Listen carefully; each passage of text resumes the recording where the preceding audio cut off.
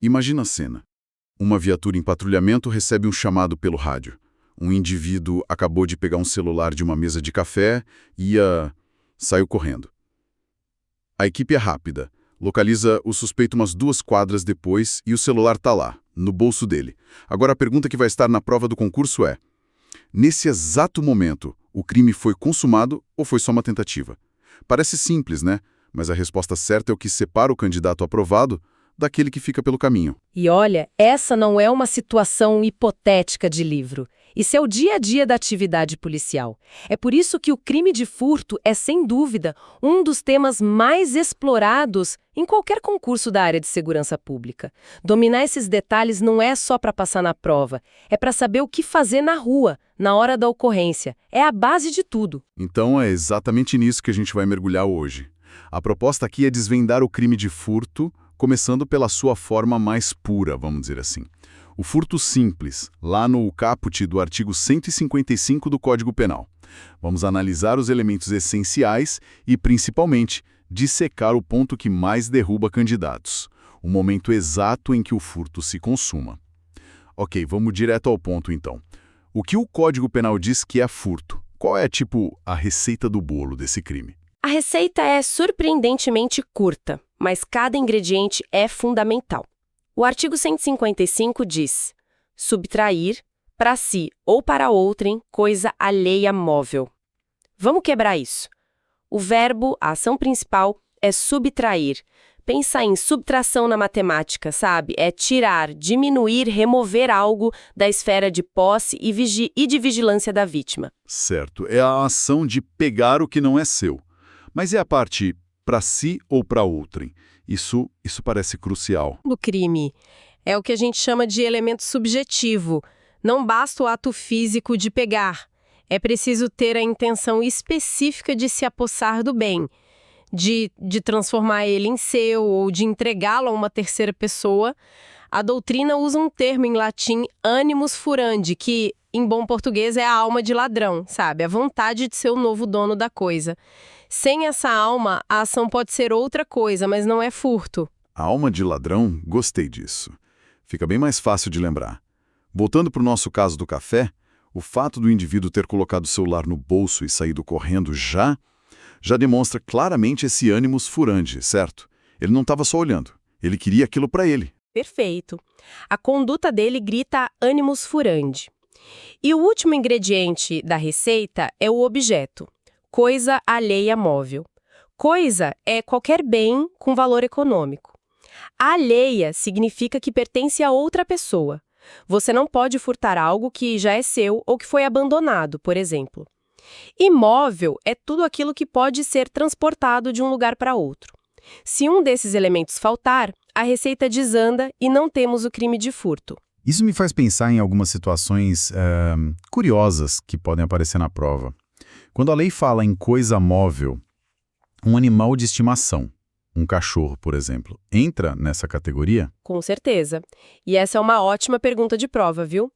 Para o direito penal, animais que têm dono, seja um gato, um cachorro, um pássaro, eles são considerados bens móveis com valor, inclusive sentimental, e, portanto, podem ser objeto de furto. Entendi. Um cadáver ou partes do corpo humano podem ser objeto de furto. Peraí, como assim? Pense num corpo que foi doado para uma faculdade de medicina.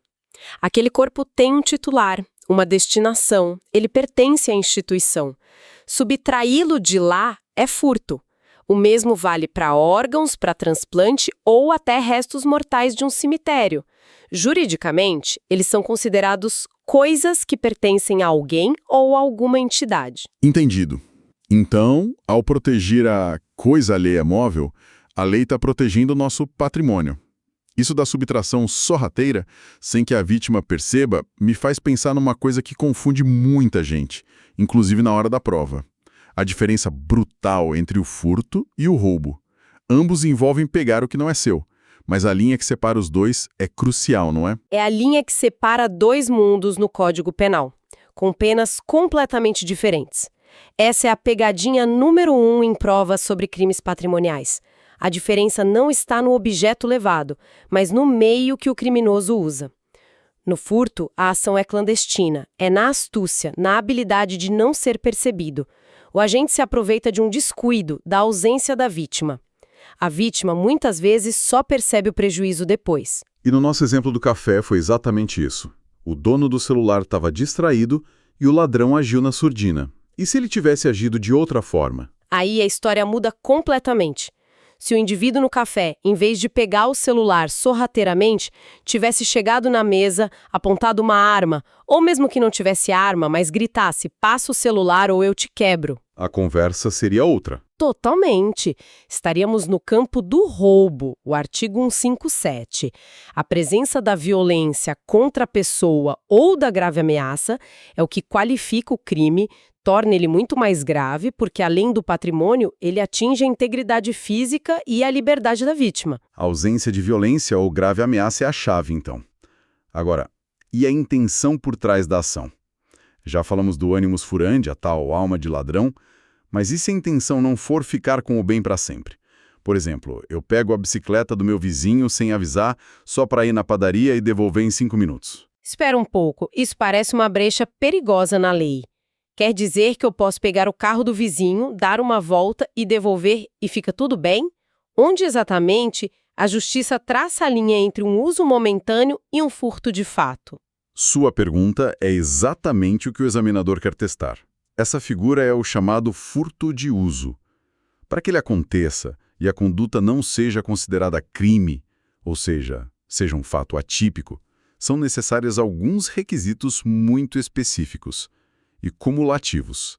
Primeiro, a intenção desde o início deve ser exclusivamente de usar o bem por um curto espaço de tempo. Segundo, o bem deve ser devolvido logo em seguida e no mesmo local ou, pelo menos, na mesma esfera de disponibilidade do dono. E terceiro, ele deve ser devolvido intacto, sem nenhum dano. Ou seja, não é uma carta branca, de jeito nenhum. Se o vizinho pega a bicicleta para ir à padaria, mas no caminho resolve ficar com ela por 2 dias, ou se ele a devolve com o pneu furado, ou a abandona em outro bairro, o animus furandi aparece aí no meio do caminho e o furto se configura. A regra é clara. Para ser furto de uso, a intenção de devolver tem que ser imediata e o bem tem que voltar perfeito para o dono.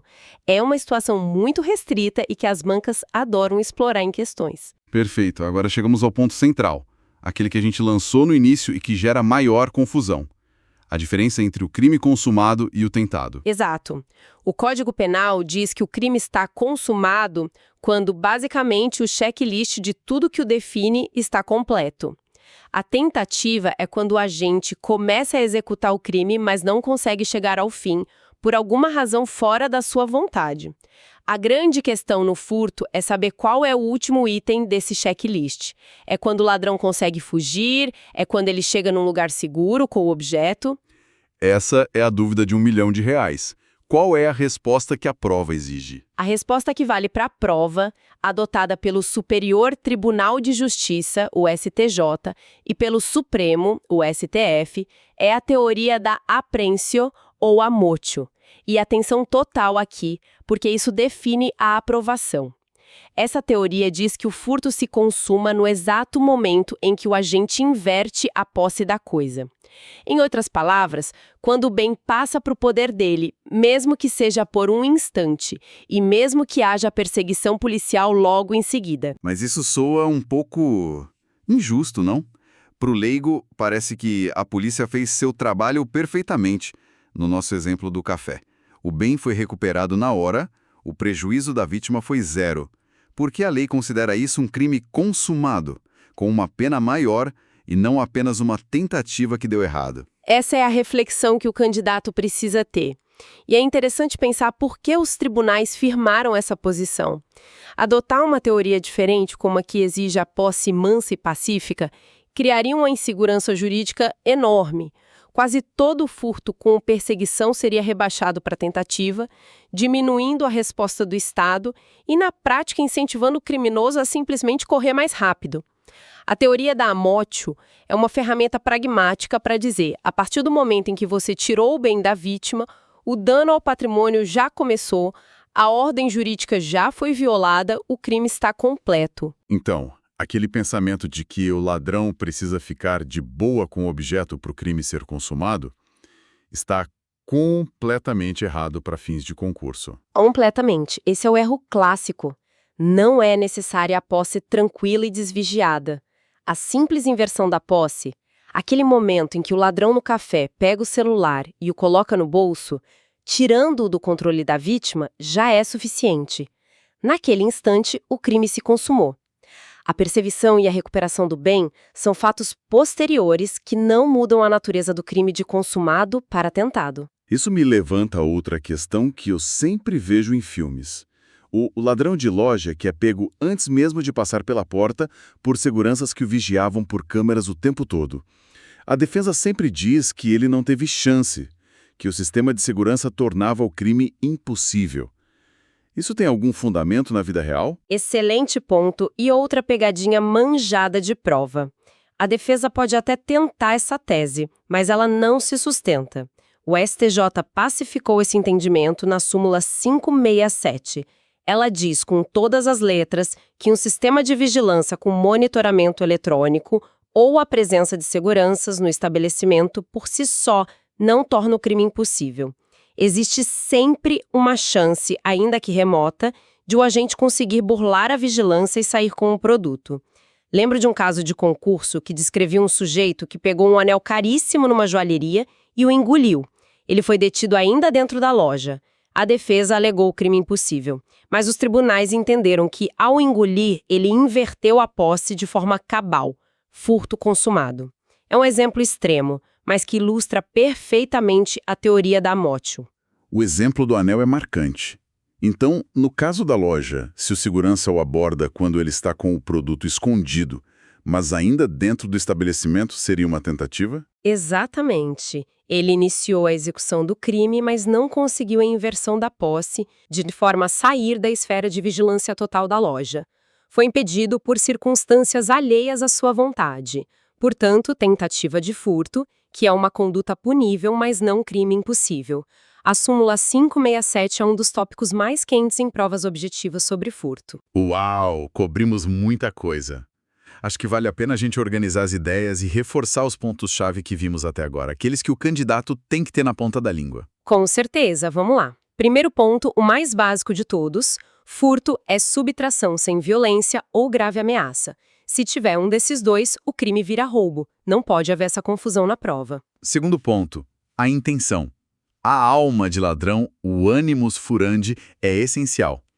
Se a intenção comprovada for só usar e devolver imediatamente, sem danos, podemos ser o furto de uso, que a lei não considera crime. Terceiro e talvez o mais importante de hoje: a consumação.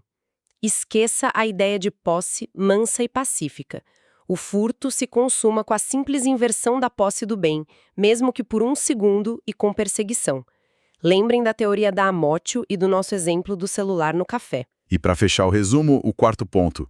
Sistemas de vigilância, como câmeras ou seguranças, não tornam o crime impossível. Conforme a súmula 567 do STJ, a conduta será, no mínimo, uma tentativa punível. Cobrimos a base do furto simples, mas a análise do artigo 155 está longe de terminar. Existem muitos outros detalhes, outras fases desse crime que são exploradas à exaustão nos concursos. Certo, Evelyn? Exatamente. Na próxima parte, a gente vai subir o nível da complexidade.